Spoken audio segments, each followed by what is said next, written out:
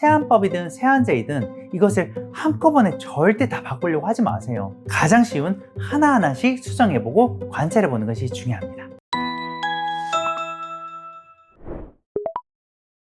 이제 정말로 논란의 끝판왕인 것 같아요. 우리가 보통 자기 전에는 스킨, 로션, 크림 이 정도가 기초 화장품만 쓰고 주무실 텐데요. 사실 우리가 지내는 환경이 완전한 멸균 상태는 아니거든요. 이제 베개에 얼굴이 닿기도 하고요. 공기 중에 당연히 많은 먼지가 있을 거 아니에요. 거기다가 우리가 해당 부위에 보통 화장품을 쓰고 나서 7시간에서 9시간 정도 이렇게 자게 되는데, 그렇게 되면 자연스럽게 내 피부에 이런 먼지, 그 다음에 오일 이런 것들이 왕왕 묻게 되겠죠. 아침에는 이런 것들이 막 섞여져 있는 상태거든요. 그래서 우리가 결론은요, 약산성 클렌징 폼을 딱 일중 세안 하시는 것을 저는 추천드리고 있고요. 또 이렇게 말씀드리면 저는 되게 속건조가 되게 너무너무 심해서 물 세안으로 바꾸고 나서 정말로 좋아졌다고 하시는 분들도 간혹 계시거든요. 이 뜻은 뭐냐면, 우리가 이전까지는 화학적 세안을 너무너무 많이 하다가 그것을 확 줄이고 나니까 상대적으로 이제 건조증이 해결되는 거란 뜻이고요. 그래서 이제까지 물 세안을 해서 피부에 크게 문제가 없었다,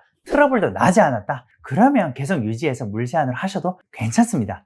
우리가 세안의 목적이 뭐라고 말씀드렸죠? 바로 노폐물, 이물질, 과한, 기름을 없애는 일이라 말씀드렸어요. 이런 것들이 쌓여서 먼저 생기는 초기 단계가 바로 여드름이거든요. 근데 만약 아침에 이렇게 물 세안을 해서 트러블도 크게 나지 않고 이 방법을 해서 이제까지 피부 건강에 큰 문제가 없었다, 그러면 그분은 물 세안도 적절한 방법이 될 겁니다. 다시 한번 말씀드리지만 무엇이든지 정석은 있지만 예외 사항이 늘 있을 수 있다라는 것을 말씀드리고 싶습니다.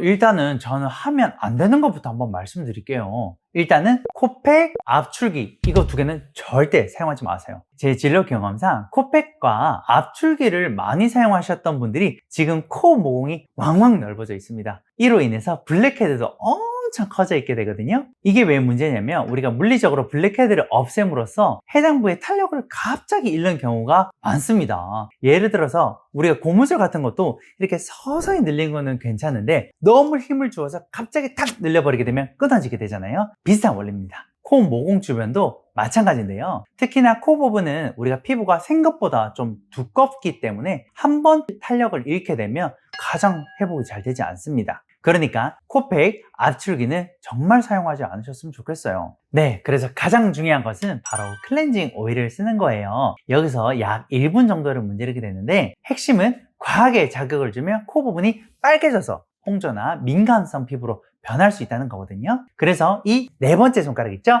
이걸로만 부드럽게 문지르는 겁니다. 약지. 이거는 사실 결론부터 말씀드리자면 굳이 극세사 수건까지 쓸 필요는 없습니다. 우리가 일반적인 수건을 사용하시는 것도 아주 충분하고요. 수건의 종류가 중요하다기보다는 우리가 세안을 하고 나서 물기는 톡톡 가볍게만 쳐주시면 됩니다. 너무 오래 사용해서 까칠해진 수건 정도만 바꿔주시면 됩니다. 선크림 중에서도 유독 잘 씻기지 않은 성분이 있습니다. 또 제대로 씻어내지 않으면 피부 트러블도 유발할 수 있게 되거든요. 그래서 선크림을 쓰면 저는 꼭 이중 세안을 추천드립니다. 첫 번째는 클렌징 오일부터 충분히 1분간 문지르시는 거고요. 두 번째는 클렌징 폼을, 거품을 충분히 낸 다음에 약 1분간 문지르고 마지막으로 물로 헹궈내시는 겁니다. 이렇게만 해주셔도 피부에 선크림의 잔여물을 거의 다 없앨 수 있습니다. 이게 전동 브러쉬라고 하는데요, 사실 이게 시중에 굉장히 많이 나와 있어요. 전동 칫솔 같은 것도 있듯이 디바이스로 하게 되면 세정력 자체는 올라갈 수는 있습니다. 하지만 저는 그렇게 추천드리지 않아요. 왜냐하면 많은 분들께서 세안하게 되면서 하는 실수가 바로 과한 물리적 자극이거든요. 그래서 오히려 피부를 망치는 경우가 많기 때문에 저는 추천드리지 않고요. 물리적 디바이스 특성상 전동 시간을 늘린다든지 또는 브러쉬가 돌아가는 속도를 빠르게 한다든지, 그래서 깨끗하게 세안을 하려고 하다가 오히려 무의식적으로 내 피부를 망가뜨리는 경우가 많습니다. 내 피부가 화장품이나 세안법을 바꾸었을 때 트러블이 잘 나는지부터 유심히 관찰하는 것이 중요합니다. 특히 트러블이 많이 나는 피부라면 세안법이든 세안제이든 이것을 한꺼번에 절대 다 바꾸려고 하지 마세요. 가장 쉬운 하나하나씩 수정해보고 관찰해보는 것이 중요합니다. 두 번째는요, 우리가 세안이 잘 되려면 더러운 기름은 깨끗한 기름으로 없애시는 것이 굉장히 중요하고요. 여기서 제가 말씀드리는 이제 깨끗한 기름이라 함은 클렌징 오일을 뜻하게 됩니다. 물은 깨끗한 물로 잘 헹궈내시는 것이 중요하고요. 그래야 얼굴의 피부에 트러블과 블랙헤드가 잘 생기지 않습니다. 그 다음에 세 번째, 세안하게 되면서 가장 많이 하는 실수는 바로 과도하게 세게 문지르는 거예요. 내 피부를 아끼려다가 오히려 피부를 더 얇게 만드는 실수를 범할 수가 있게 되니까 우리가 이 실수를 줄여야 되겠습니다. 자, 약지 이 네 번째 손가락을 꼭 잊지 말았으면 좋겠습니다.